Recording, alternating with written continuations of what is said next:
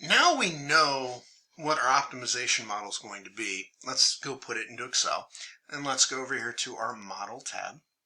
And so once again, continuing on using the color code from the book. Blues are inputs, so that is information that we can't change that's given to us. Decision variables are going to be red, that is what we decide what's going on, our choices. And the last thing is the objectives in gray. Now, an important thing, for any of this to work, we have to make sure that in some way the decision variables, no matter how many equations it takes, have to be involved in the objective function. Because if they're not, then this is not going to work for Solver. So let's just start putting the stuff in. Labor cost per hour was $11. Our hour testing time was 15. Okay, and so now we have all of the stuff here for the basic XP computer.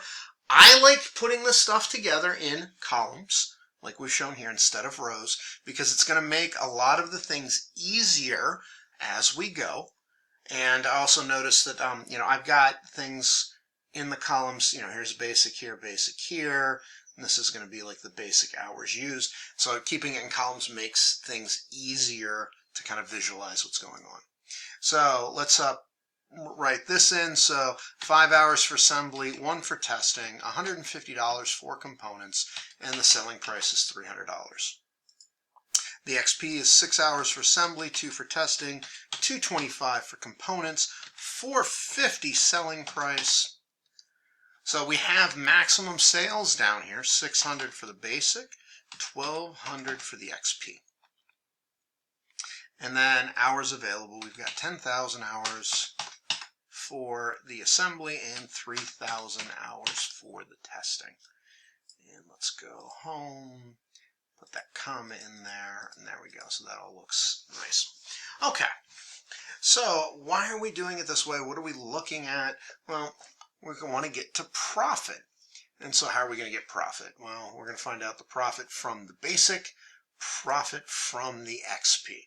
So basically up here, we don't really want to leave these negative. Usually we want to start with ones or just some kind of test value. Solver's going to optimize those, but we do want to start somewhere. I also like using ones because they're going to let me know how if my equations are working right, because it should be pretty easy to look at one and see what's going on. Okay, so for my profit, what is my profit going to be? How many I sell by my margin. So let's put together our margin. So what is my margin going to be? It is my selling price minus my components minus we're going to have to do labor hours for assembling times the number of hours to assemble, and then labor hours for testing times labor hours for testing. So we're going to make this easy. I'm going to go, remember, our sum product function. So I'm going to take this array, and then I'm going to multiply it by this array. And so remember, it's going to take each position of the array and multiply it by the same position in the other array, add them together. Now, B3 and B4, I do not want those to change because I'm going to drag this over. So on B3 and B4, I'm going to put the dollar signs in. Now hit enter, and this should say 80. Okay, so that works. And so I did set this up in such a way that I should just be able to drag it over and everything will work. Let's see if that happens. Drag that over, 129, that's what I should have, and everything kind of indexed the way that I wanted it to. Okay, and so profit is going to just be the number of basic computers times the unit margin, so $80, and then I will do the 129. And then I'm just going to sum up these two numbers.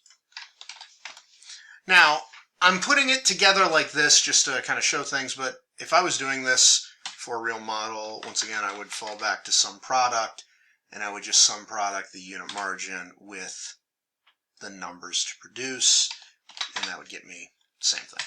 But anyway, we're going to do it this way. Okay, so now I have my objective function set, and I have everything else put together. Now what I need to do is make sure that all my constraints are taken care of. So the first constraint is right here, the sales constraint, and you'll notice that I've written maximum sales here right under number to produce.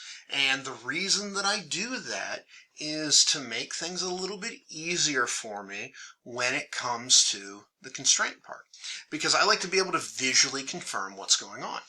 So I know that basic, here's my basic, there's my maximum. So I know that my number of basic computers has to be less than or equal to my maximum sales. And the same thing on the XP.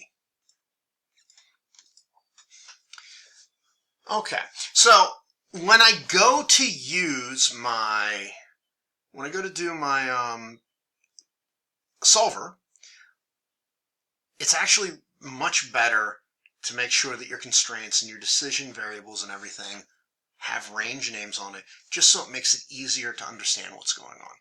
So I'm going to change this to total profit, and I will show you, we'll put the range names in after I put it in the solver, just so you can see what I'm talking about.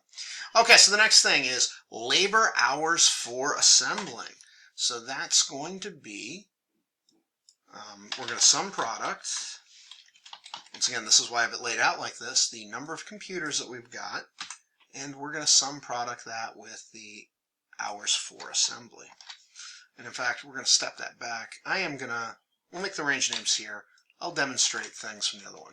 So I'm going to go here to formulas, create from selection, left column. And the reason I'm going to do that is because I do want to drag some stuff down. So we're going to sum product, and I'm going to sum product the number to produce. So that's words, that's not going to change, and then my assembly hours. Cancel that, and so 11 hours. So 1 and 1, 5 and 6 is 11, okay. And then I'm just going to drag this down and just check it. Everything works just the way I wanted it to. And then once again, I've got my hours available over here. Well, the hours used is going to be less than or equal to, and so less than or equal to. This just little thing right here is going to make things so much easier. Okay, so now we're ready to institute solver and figure out what's the best numbers here to meet all these constraints and give us the total profit. So if you haven't already, we can go into File, we can go into Options, and then you want to go to Add-ins, Excel add-ins, hit Go, and make sure that the solver add-in is checked. And if it's not checked, check it. It will automatically load it. The first time that you set it up to do this, it will automatically load every time. And so what's going to happen is that will appear under Data, and you'll have the Analyze tab. So I'm going to click on Solver, and it's going to bring up this window. And so this window has got a couple of different things going on. Set objective. And you can do one of three things. You can either maximize it, minimize it, or set it to a value. By changing variable cells, those are our decision variables, we can tell it which cells to pick, and then subject to the constraints. Okay, so let's go and take a look at some of these. Now, my objective is going to be my total profit. See how that comes in as numbers. I'm going to change variable cells. Well, I'm going to change these two cells. And that also comes in as numbers, but when we go to reload this, that will come into words. So let's go and add our constraints. So what is our constraints? Well, if we look back at our model, our first constraint is that sales one. So we've got the number of computers less than or equal to, matching my signs there, then my constraint, maximum sales. Now, if I hit add, it will add the constraint, but it will keep us in the constraint thing, but the constraint will be there. If we hit OK, it'll take us back to the main thing, but it will add the constraint. So we're going to add, and then the next one we're going to do is hours used. Now here I used a horizontal and it worked. Here I'm using a vertical and it works. Less than or equal to this one here. And I hit OK. Okay, so now notice. This says number reduced less than max sales, and these ones here just have the cell references. This is where I really like range names, because I like being able to see that, oh, number to produce is going to be less than or equal to maximum sales. Well, that makes sense. That logically, that all works. So let's go and let's change this. I'm going to add these ones here, a range name, and I'm going to give total profit a range name. So formula, create from selection, top row, because we're going to take the words from the top. Now let's go back to solver. Okay, notice it changed all of that for me. So the objective, I'm going to maximize total profit by changing number to produce, hours used less than or equal to hours available, number to produce less than or equal to maximum sales. Now we did have another constraint, and that was x1 and x2 have to be greater than or equal to 0. We could go and put that in, or just make unconstrained variables non-negative. So that means it won't let anything go negative. Okay, so a couple of things in here that we can note is, let's look at options. And this is all of the different options that we can play with. We usually won't touch those, although when we start doing integer constraints and whatnot, we'll come in here and play with these. So we're not going to worry about those right now. But what I want to talk about is you've got three different methods: simplex LP, GRG nonlinear, evolutionary. These are different solving methods. Simplex LP is what we're going to be using in this class. That is a pure linearly programmed model. It is the best for linear problems because we're basically assuming everything's going to have one solution.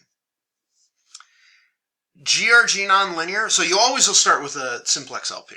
And then if you're working on something really complex, you might want to switch to GRG nonlinear, which is basically, it is for curves that are smooth but nonlinear. So they've got maybe an exponential function or something going on.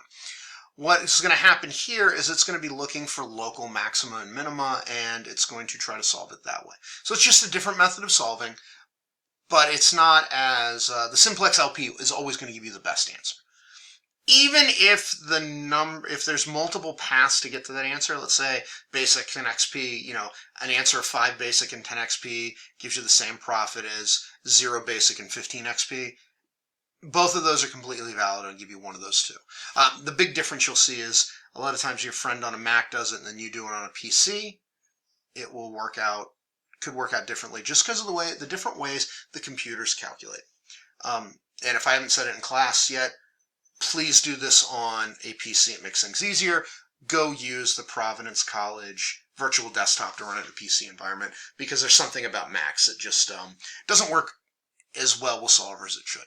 And then the last thing would be the evolutionary engine for problems that are non-smooth, and we're just not going to get into any of those in this class. So everything that we should do will be a simplex LP. And you'll have to come back for the next video to find out what happens when we hit this solve button.